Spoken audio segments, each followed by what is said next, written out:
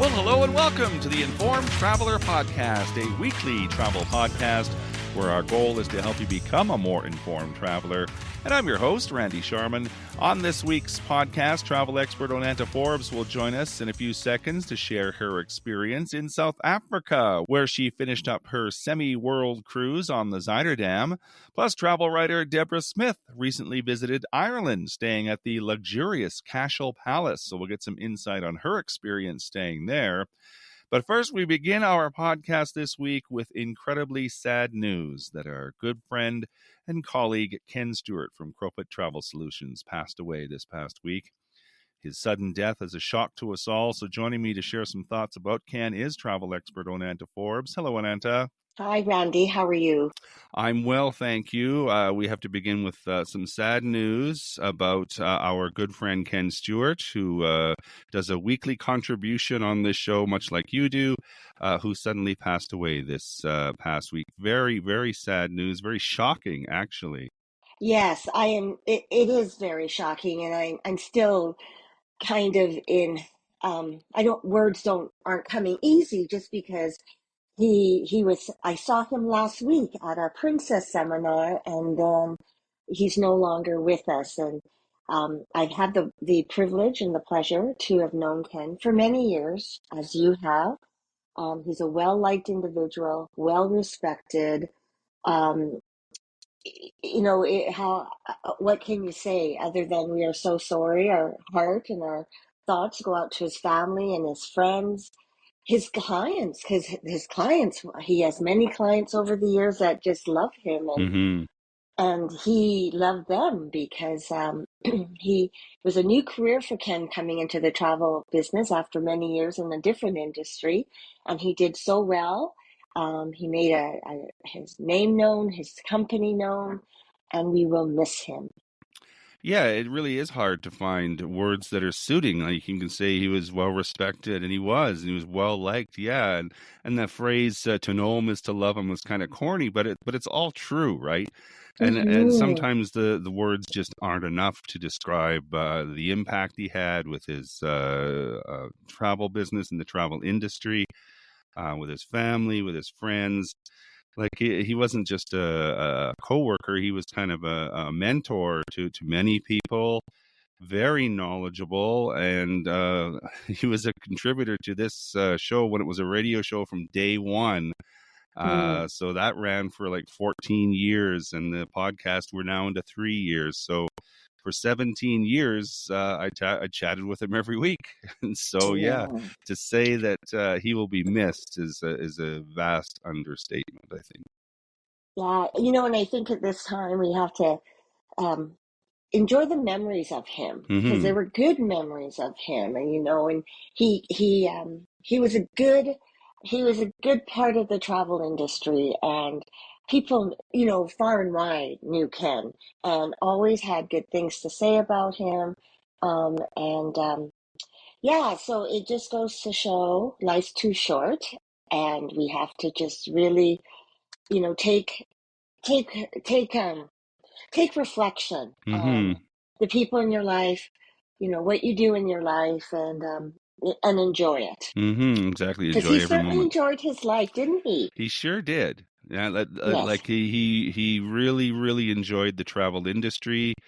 He got to travel a lot.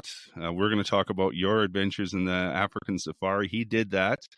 He's been to South Africa and those areas. So, he got to enjoy life and he lived it to the fullest. So, like what can you say? We will do a little more of a dedication to him towards the end of the show, as we always had our weekly roundup with him. So we will dedicate that segment to him. Let's talk about, we mentioned Ken was on an African safari. You were on an African safari, albeit just a couple of days, but an African safari is still an African safari, no matter how long, right? Absolutely. And we were very fortunate to be able to, after our cruise, end our cruise in Cape Town. And, we were talking about our relationships with Ken and different people in the travel industry. And as a travel advisor, you do create those relationships throughout your career. And I have to give a shout out to Tour Cam Vacations and Roshan, who helped me create this memorable experience. So working with them, we were able to visit Inverdoorn Private Game Resort, which is only 2.5 hours from Cape Town in South Africa. It's sister to Aquila, which is another game resort that a lot of the cruise companies do day excursions to. And this is a 10,000 hectare Big Five sanctuary, and we were able to have the access to view some pretty iconic wildlife, which includes the elephants, lions, rhinos, buffaloes, and other like giraffes and zebras. So if you've never been to Africa and you haven't experienced seeing the animals, I would recommend you do it. Like you said, it wasn't very long, but it was an opportunity to experience just a flavor of what Africa is all about. And they also have a cheetah conservation program. And this is to help and protect and restore these endangered big cats in the wild. And they are beautiful. When I saw them on the cheetah run, and the way they can pick up speed and just go was just amazing. So our experience started. We arrived for lunch, and the lunch, all the food there is incredible. Well prepared, lots of different varieties, so people who have different food preferences can enjoy it. Hmm. We were blessed with good weather, so we ate out on the terrace and we just enjoyed the view, like the big African blue sky, and then had a little bit of a rest, and then they just before you went on your first game drive, it was tea time on the terrace. So very, very nice experiences. And then you would go out, and then our tracker or driver ranger, he would tell you what to expect, and he was very good about saying, you know what, we're not rushing the experience. We're looking for the various animals in their habitat, doing their normal everyday thing, and we're going to see them. So it was pretty amazing seeing them in their natural habitat. It was baby season, so we got to see a baby rhino and a Oh, baby cool. hippo, and a baby zebra. So that's all. That's quite amazing as well.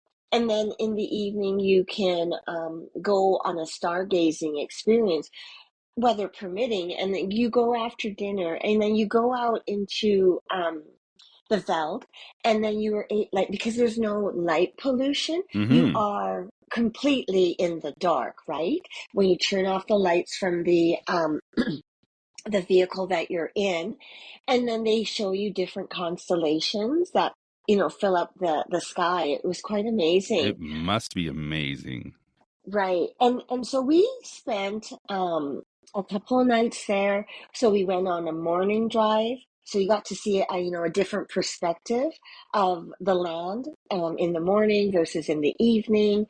Um, you do have free time when you come back. You have a beautiful breakfast. You can just relax. There's a great pool that you can enjoy. Families were there, so kids really enjoyed it. But it was interesting. We had some kids on one of our game drives. And of course, kids are kids, right? They don't know how to be quiet when you have to be quiet. And so we came upon these, a lion and a lioness, and one of the kids kind of made a little noise, and the lion just perked right up. It said, "What is?" So we, very safe environments. The child was always safe, and we were safe.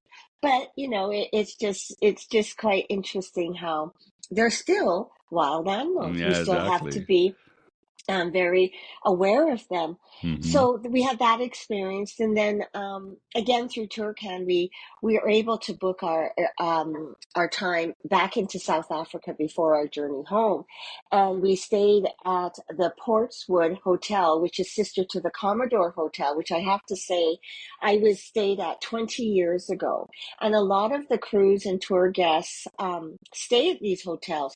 Super good location, walking distance to the Victoria and Albert waterfront, and it's amazing, this area. It has great historical significance as far as what you're able to walk around and to view while you're at the hotel. Because the hotel actually is pretty historical. The lobby was built around the wells and the cells for visitors that were en route to Robben Island, and so that was kind of fun. We went on different day adventures. So we took the cable car up to on top of Table Mountain, Mhm. and it gives you a bird's eye view of both the city and the peninsula as you walk around. The day we went though, it was there was total cloud cover. So you weren't able to see it, but it was quite neat though to see, to enjoy being up there, to enjoy the sights, as limited as it was, but it was still really good. Mhm. We afterwards we took a drive through the city center. We went past famous landmarks like the Castle of Good Hope, built in the 1660s by the Dutch East India Company, City Hall, the Parade. So we were able to see lots of tributes throughout the city drive to Nelson Mandela, to Archbishop Desmond Tutu, very poignant, reflections of the past of apartheid. Like we came upon these two benches, and one was for blacks and one was for whites, and of course you could not see that anywhere else because it would be illegal. But they wanted to keep these two benches there so that people knew the Mhm. history of what really was part of it. We also went to the Malay Quarter, which is known as Bopap, and this is where, thousands of slaves from Java and Ceylon and Far East regions were brought to Cape Town, and after slavery was abolished, the descendants known as Cape Malays settled here. So all the houses were different colors. It was quite beautiful. Hmm. And then you ended up at a diamond cutting jewelry factory store that you could buy diamonds if you wish. Unfortunately, I didn't walk away with a diamond, but I do see some pretty amazing examples of it. And then we were able to go to another scenic drive past beautiful suburbs like Sea Point and Camps Bay. We got to see the glorious views of the 12 Apostles, which were interesting because in Australia we saw another, scenic landmark of apostles. And then we went to a fishing village called Hoot Bay, which is like it's beautiful. Like if you were thinking of not staying in Cape Town, but outside, Hoot Bay would be great to go to. And then we were able to go to Cape Point Natural Reserve. And this is really like lots of acres of indigenous flora and fauna. You can see different wildlife, lots of baboons along here. And we didn't see a lot of others, but you could have seen like the Cape Mountain zebra, the eland. So it's a great reserve, and it has the largest breeding grounds for tortoises. And if you're a bird watcher, a twitcher, you'd also see many fine species to observe. And then when we came back to Cape Town, we passed the University of Cape Town, Rhodes Memorial, and the hospital where the first heart transplant was. Oh, So wow. that was kind of interesting as well. Mhm. So lots of good things. I think my favorite day was we went on a wine tasting day, and we went to three different wineries. We got to visit the beautiful town of Stellenbosch, and that definitely is a treat. It's got charm. It's a it It's the second oldest town in South Africa. It's the historic heart of the country's wine region.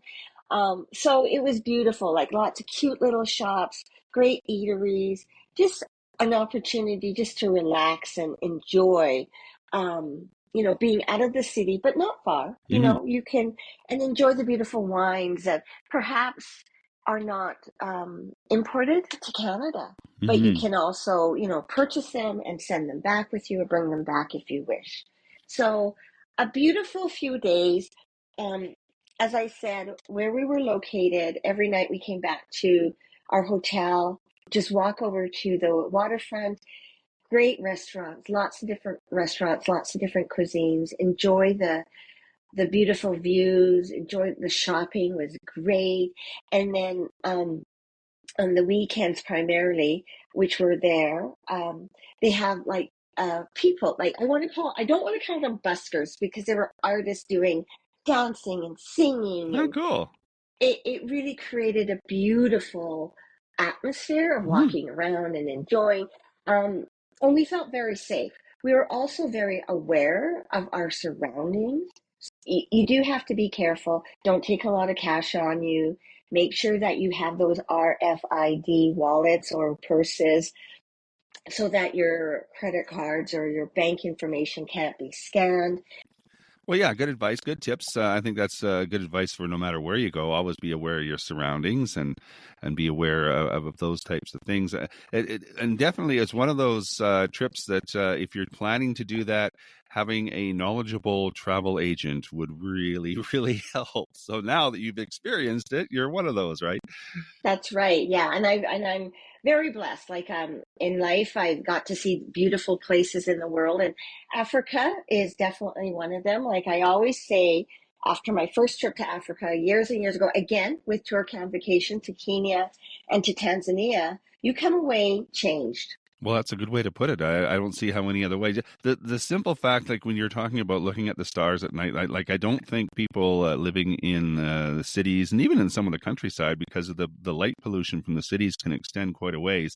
You Right. don't really get an appreciation for the sky above until it is totally pitch black, right? Right. Absolutely. Yes. And it is a great experience, and just the quietness. I don't think sometimes people realize how quiet it can be. Mm-hmm. That I enjoyed, just the opportunity. Well, I did notice too on your website on antiforbes.com, you do have some blogs about packing for a safari. So, some good tips there. If people are looking for a safari or to plan a safari, definitely check out your website and contact you, because you can certainly you certainly have all the knowledge. So, Thank you. Yeah, it was a great experience. Thank you to Turcan Vacations. Thank you to Roshan. and thank you to Onanta Forbes, who you can follow on Facebook, Instagram, and X at Onanta Forbes. Again, her website is onantaforbes.com. Good chatting, Onanta. Thank you.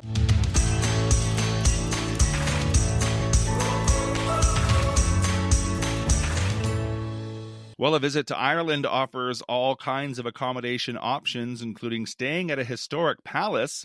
Who wouldn't want to do that? The historic palace we are talking about is the Cashel Palace Hotel in County Tipperary, Ireland. And that's where travel writer Deborah Smith stayed for a few days. And Deborah is here now to share her experience. Her website is wheretolady.com. Hi, Deborah. Hi, Randy. Tell me about Cashel Palace in Ireland. It looks amazing. I am looking on the Cashel Palace website, and you wrote a story about it on Travel Life magazine, the online magazine, travellife.ca. And you can also find more adventures about traveling through Ireland on your website, wheretolady.com. But Mm-hmm. tell me a bit about Cashel Palace. Looks amazing. Of course, it's a palace. I think Yes, I think it's everybody's dream to stay a few nights in a palace, isn't it? yes, it really was. And my husband and I did a 3-week driving tour of Ireland. And Cashel Palace was sort of the cherry on top and the thing that we had saved for a special event. And it really was. Cashel Palace is in Tipperary, which is where my husband's family came from originally, from Ireland. So we thought that we really had to go there. And then when I saw Cashel Palace, I thought, well, this just looks too good to pass up. So Cashel Palace is in Tipperary, and it's actually adjacent to the famous Rock of Cashel. And Cashel Palace was built for the archbishops from the Rock of Cashel in 1732. So it's got a long history. It's done in the Palladian style, which is brick. It was done with a brick facade. And it's interesting because brick at that time was very expensive, of course. So the front is brick, but the back is limestone. But both sides of this hotel are gorgeous, so you can't really go wrong. The archbishops lived there until about the end of the 1800s, and then it was converted into a hotel in 1959. And it had a lot of celebrities visit there, Elizabeth Taylor, Richard Burton, that crowd. But then it closed down, and it went into a state of disrepair for a while. And then in around 2017, it was bought by the Magnier family, and they are famous for breeding horses. They own Coolmore Stud Farm, and they have racing stables, and it's all about the horses for them, and it's wonderful. They really took their time with this restoration. They worked on it from 2017 to 2022, and they had just the attention to detail was just incredible. They actually went so far in some cases as to take the original glass out of the windows and have the windows rebuilt and then have the glass put back in. Like, this is the attention to detail we're talking about here. It's quite amazing. And while they were doing that, of course, they brought it up to modern standards in some ways, in that, you'll find everything you need there in terms of tech. But this is definitely the feeling that you get when you walk in there, is that you're staying at someone's country home. It's extremely luxurious, don't get me wrong, but it's not stuffy at all. It's very, very relaxing. When you walk in, there's overstuffed furniture, that's seated around fireplaces that are always pretty much on, because being Ireland, you never know when it's going to get cold. But the sofas are downfill. They have floral prints. The colors in the hotel are basically pastels. They're like blush and mint and sky blue. And they've retained so much of the original character of the palace that it's absolutely lovely just to walk through. There's about 42 rooms there. Yeah, I was going to ask how big it is. It doesn't sound like it's big, but when you look at some of the images on the website, the Cashel Palace Hotel website, you see it sort of on a hill, top of a hilltop kind of thing, overlooking the area. And it does look quite massive, but the actual hotel itself, so there must be parts of the hotel that are not rooms, but other areas. Well, actually, the hotel itself sits at the base of the Rock of Cashel, which is the Rock of Cashel actually dominates the landscape up there, and that's the old church, etc. But the hotel itself, yes, is quite, I would call it a boutique hotel, 42 rooms. It isn't that large, but they've certainly made the best of what they have there, and they've taken things like the old carriage houses and converted those into rooms. And they have various areas of the hotels. Part of it used to be a schoolhouse because, of course, being the Archbishop's residence, it was sort of the center of town. And it really is the heart of Cashel Village still to this day.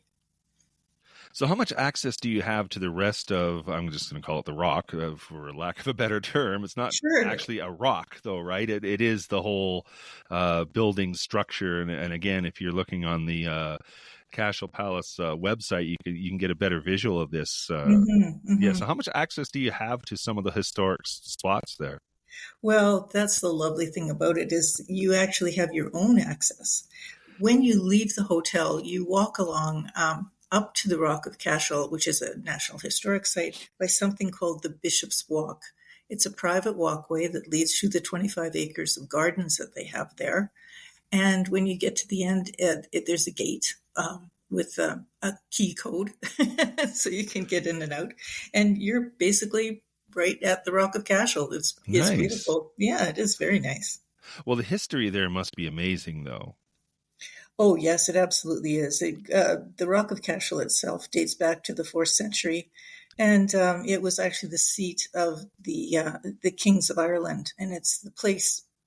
Legend has it where St. Patrick first converted the first king of Munster to Christianity in the 5th century. So it goes way back, and that site's extremely popular, and it's the site itself is quite stunning and something to see because you are up so high. Well, yeah, the views would be incredible, Mhm. and the rooms. It seems to me that they've done a great job in keeping sort of the antique theme, a very unique style of decor in the rooms and in the hotel public spaces too. Oh, absolutely. As I was saying, it definitely feels comfortable, relaxing. Um, the rooms themselves are not overly large, I wouldn't say, but they're very, very cozy, and you always feel extremely comfortable there. One of the things that's interesting is because the Magnier family is so into their horse racing, etc., they've really invested heavily into equine art. So everywhere in the hotel, you'll find horse statuettes. There's paintings all over the walls, and they all have the theme of riding in the country, which is lovely. And actually, the whole area is called Thoroughbred Country. It's famous for that. So that's kind of a cool thing. hmm It looks like there's a spa there too. Did you get a chance to take that in? And of course, we got to talk Yes, about some of the food that you tried while you're there. yes, we did. Yes, the spa is amazing. Now, in contrast to the hotel, the spa itself is ultra modern, which is kind of cool. What they did was they took the old library and they turned it into a yoga space, which is interesting. With painted it all white, but with still, you get the sense of what the space was at the time. The spa itself is gorgeous. It has an indoor outdoor pool. When the weather's nice outside those pools, the main pool, they have 3 soaking tubs, like those big cast iron tubs. hmm And you can arrange to have a seaweed or a mud or a salt bath out there while you're sitting and enjoying the weather and the view of the Rock of Cashel from the spa. And it has, all the services that you would expect. As I say, very modern. And tell me about the dining now, the food. Did you get a chance to Well, try local foods, or what did they yes. serve you? Oh, definitely. Now, this is something that, of course, that they're very proud of. They've just received their first Michelin star for their dining room, the Bishop's Buttery, and well deserved. That area in Tipperary is actually called the Golden Vale, and it's because it's such a rich agricultural area. So all their dishes there are very heavily influenced by local ingredients, and they're sourced locally. So you get really the best of the sea and the best of the land there. It's quite wonderful. And when you stay there, also breakfast is included, and breakfast is lovely. It's Nice. served in the Queen Anne room, so you're sitting in a beautiful pastel white tablecloth restaurant with chandeliers and wonderful service. I must say the service is superb. And you'd be having your breakfast would be a local jam and bacon and eggs that were probably just hatched that morning. So, not hatched, I mean collected. Yeah. Yeah. Yeah. So, yeah, so it's yeah, absolutely wonderful. Hmm. Well, yeah, it looks really amazing. Tell me about the area now and just getting there. I'm not one to rent a car, certainly not in a place where I have to drive on the opposite side of the road. But how did you manage getting around and just some of the things you saw in the area? Well, we actually drove. So, Wallace is fearless. So he drove all 3,000 kilometers around Ireland and we were fine. But actually, if you contact the concierge at Cashel Palace, they can arrange to have you picked up and transferred there from Dublin, which is where most people come in. It's a couple of hours drive, but it's a nice way to kind of unwind and relax. You're getting into a new country, you may be a little jet lagged, and this would be a perfect place to come and start your journey around Ireland. Oh, I think that would be a great way to do it. Have them come pick you up and see the Hmm. countryside and get a bit of a tour. That's my way to go. Yeah, I should also mention too that if you are interested in horses, of course, this would be the place to go. hmm They have the only equine concierge in Ireland. So the lady there will fix you up. If you want to go horseback riding, she will help you decide what particular stable you should go to, the type of horse. You may even know the name of the horse, and they'll get you organized that way. If you want to take tours of Coolmore Stud, which is a world famous stud farm there, that can also be organized. And they also have a museum there sort of dedicated to all things horse related as well. So there's a lot to do in terms of extra experiences outside and with the hotel. And one other thing I should mention too is that if you contact them about a month ahead of time, Mm-hmm. they can arrange to have someone come in and help you if you're doing genealogical research. Oh, wow. Yeah, because Cashel was one of the first places, of course, where Christianity began, they started keeping records quite early. So it's an Mm-hmm. excellent place to research your past if you have if you're of Irish descent. Uh-huh. Interesting. Well, they did keep impeccable records back then, so yeah, Yes, interesting. It all looks absolutely amazing. The whole area looks amazing. How many nights did you stay, by the way? we were there for 3 nights. And you got to see it all and move on to your next adventure on your tour, I would have gathered. Well, the lovely thing about Ireland is that you're never too far away from your next historical site or museum or beautiful rolling hills. And and even the village itself, if you just want to stay there, they have a number of lovely pubs, some of them traditional, some of them more modern. There's lots to do right in the town itself. It's quite charming.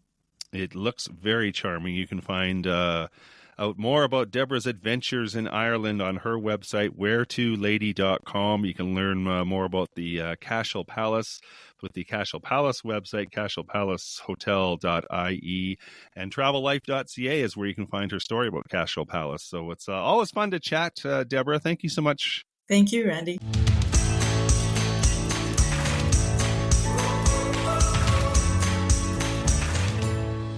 This is the Informed Traveler Podcast. I'm Randy Sharman. Just want to remind you of our website, theinformedtraveler.org.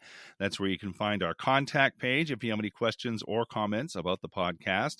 You can also email me, too, with any questions you might have. My email address is randy@theinformedtraveler.org. And if you want to get up-to-date travel info through the week or just see a few amusing travel stories and links, you can like us on Facebook at facebook.com/informedtraveler, on Instagram at informedtraveler, or on X at informedtraveler. Plus, you can now sign up for our monthly newsletter. It's released at the beginning of every month. Our April issue is available now, and this month we discuss some of the issues traveling to the U.S. right now. Just go to our website, theinformedtraveler.org, click on the newsletter button. It'll take you right there, or better yet, subscribe to it and have it arrive in your inbox each month. So now we would like to dedicate this part of the show to the memory of our dear friend and colleague Ken Stewart of Crowfoot Travel Solutions. Ken passed away suddenly last week, and needless to say, the news of his death was a great shock. Ken was a major weekly contributor to The Informed Traveler from the first day that it aired on the radio more than 15 years ago, staying with me through the transformation from radio into podcast form right up until last week. His dedication to providing relevant, timely information to our listeners each week was unmatched. More than a seasoned travel expert, he was a warm, genuine, and generous soul who brought passion and integrity to everything he did. For years, he guided countless travelers with care and wisdom, always going the extra mile to make sure their journeys were unforgettable. Ken's deep knowledge of the world was only matched by his kindness and quick wit. He had a remarkable ability to connect with people, and his presence brought comfort and joy to all who worked with him. His absence leaves a profound void in the travel community, but his legacy of service, laughter, and compassion will forever live on in our hearts. As you know, every week he signed off with his signature phrase, so we'll finish our tribute to him in his own words. Then you too can relax, because it's all taken care of. Have a great week, everyone. Rest in peace, Ken.